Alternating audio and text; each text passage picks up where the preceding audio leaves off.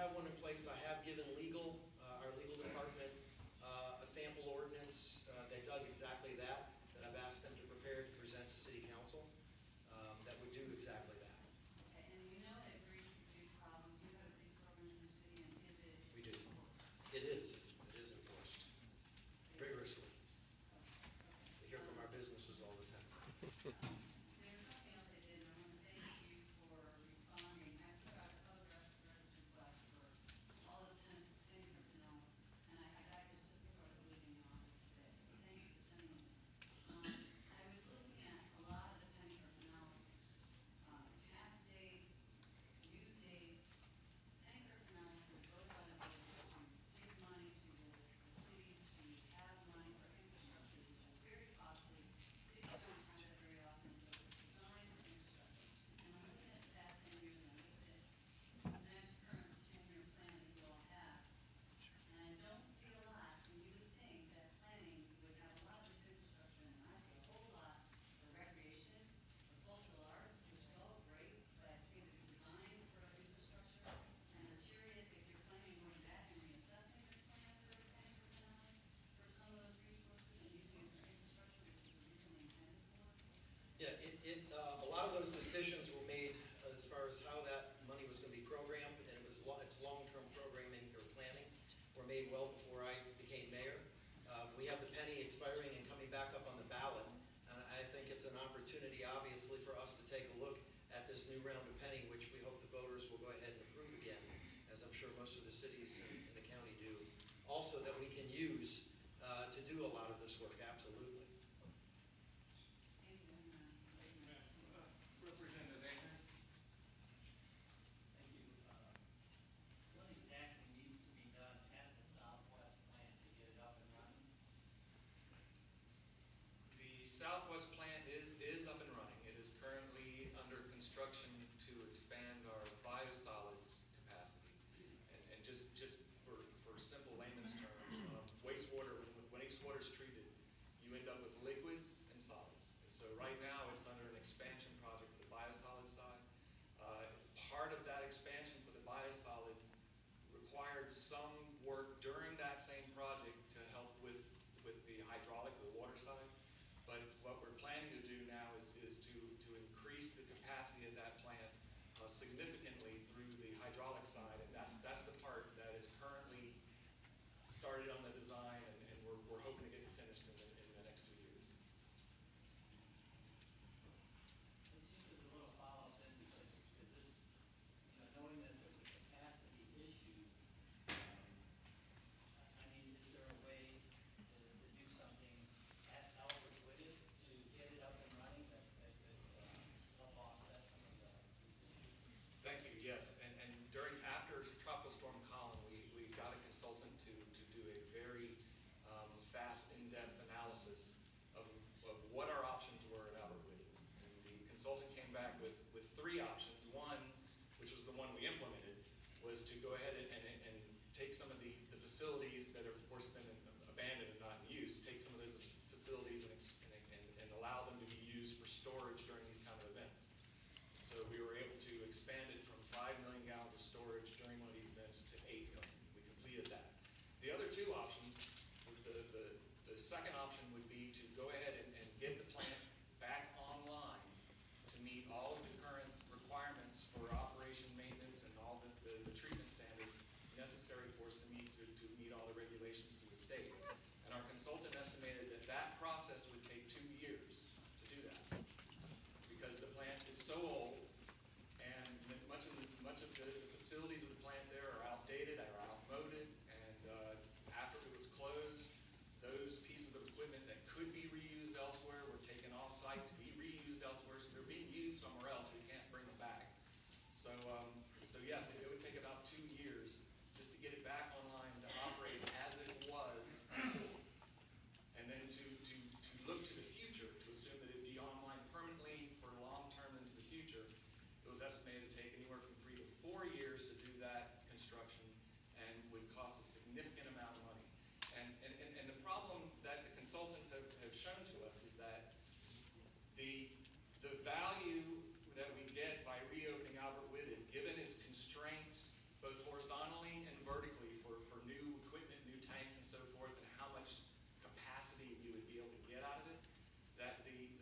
dollars spent to recommission Albert Whitted were more per gallon in capacity than what we currently have on plans to expand at Southwest.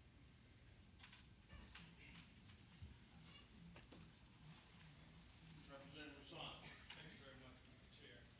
Two questions. One, I think there's a line item on the water bills currently that go towards sewage, and I may have read somewhere or heard that there's a recommendation of an increase of that line item. Do you think that's necessary, or is there the opportunity to bond what's currently being paid, so that the ratepayers get some relief, but without as much pain? Yes, sir, we are pursuing the bond, but the rate increase is necessary in order for the bond agencies to allow us to move forward with the bond. Last question. Go ahead. We have celebrated the development of downtown St. Petersburg. I think I heard somewhere where there may be 3,000 or 4,000 residences and towers and units that have been added, as well as restaurants and businesses. Has this had any impact on the flow? The additional construction, the additional residences, businesses, and so forth that occur in the city, whether it's downtown or elsewhere, does contribute to more flows to our system.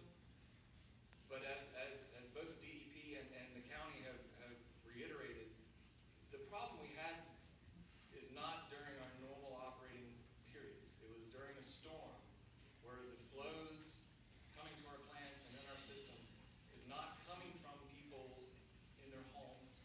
It's coming from the groundwater and the rainwater getting into our system. Based off of a report that we have from one of our consultants, it estimated that the base raw wastewater flow that we get combined at all three plants is approximately 12, 15 million gallons a day. That's assuming that there's no infiltration, there's no extra water getting in there other than what people use and dispose in their homes. This event, and the event in Tropical Storm Colin, we were seeing flows of 120 to 150 million gallons a day. So if we know that from our citizens we're getting about 12 to 15 million gallons a day, but during these events we had total flows of 120 to 150 million gallons a day, but we didn't have more citizens, people weren't using their equipment more often they would normally do. Therefore the increase in that base raw sewage flow was very minimal. So that all that extra flow we saw during these events came from rainwater, groundwater, and stormwater. And that is the problem. If I can add two quick things to that. Know that everything that we're talking about doing as far as upgrades to our system, we are trying to build into all of our upgrades additional growth that's expected in the city so that it's all being taken into consideration. The other problem that you had during this event was because it was a tropical storm, you also had tides that were higher than usual. And when you have higher tides, there is nowhere else for that water to go that normally with normal tides, you'd get some of the water that's able to go away because it wasn't so high. Add on to that what we're seeing right now, which is the sea level rise. And so council has authorized and appropriated the dollars for us to do a climate action plan study along with a resiliency and sustainability study so that we can do long-term planning to try and address these issues, not just in the next 10 to 20 years, but for the next 50 years. Representative Blackwell. Thank you, Chairman. Has there been any level of government that you've asked for assistance that has not provided? Any local, state, or federal? No, other than in financial, we intend on submitting a request to the legislature for this coming session for some financial assistance.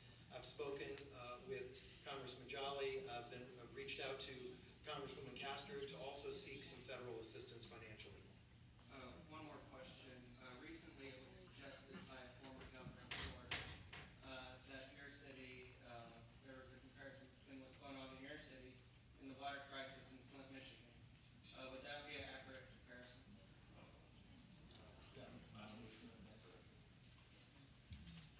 Chip off the old block.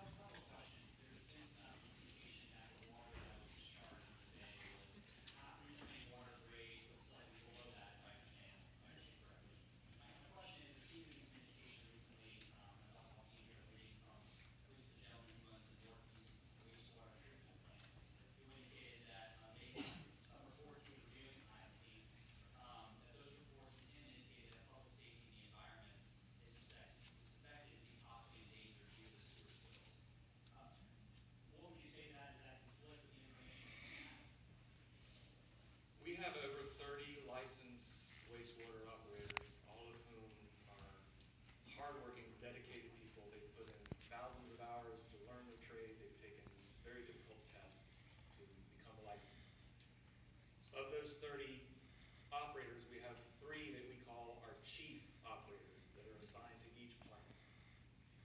One of our chief operators has raised these concerns, and I appreciate the fact that he's raised these concerns. But we haven't had an opportunity to hear the voices of the other 29 operators. And my initial, what I'm hearing is that there is not, and I've heard this ever since I've been at St. Pete. I've been here for 6 months. And what I've been hearing is that the staff, the operating staff, they themselves disagree on what should be done and how it should be done. My goal ever since I've been here is to try to hear all the voices, not just some of the voices. So since Mr. Askew has presented his concerns, we take them seriously. We're reviewing them, and what we're doing is we're getting together with all of our operators so that all of them have the opportunity to say, I agree, I disagree, here's my opinion, here's what I know. And that way, while I know we're not going to get unanimity on all of their opinions, at least that way we can allow everybody to give it their voice so we can have the best opportunity to provide the right direction to our mayor and council. And if I may add one thing, and Claude, please correct me if I'm incorrect in stating this, as far as the Northwest plan, that's the one I think that you're referring to. I don't believe what he is claiming is that the bacteria, the fecal coliform levels, were elevated higher than reclaimed water. He's talking about some other things. Reclaimed, or the coliform level, the bacteria, that's what poses the health risk. That's what we are concerned about. That's what makes people sick. And the levels that were in what overflowed were the same as you find in reclaimed water. We reserve willingness on the part of the city to take whatever that report is that's caused concern on behalf of that one chief, or one of your 3 chief operators, and have that independently verified by an outside expert. Because as you know, I'm sure you all have the same concern that we all have, which is to determine what has gone into the bay and what level of bacteria. So that's something we could have independently verified. Absolutely. Yeah, and just for clarification too, that overflow did not go directly into the bay. It went into a stormwater retention pond at Lake in Fuller. What went into the bay was the discharge out of the Algo Graded plant. That was What I heard you say earlier was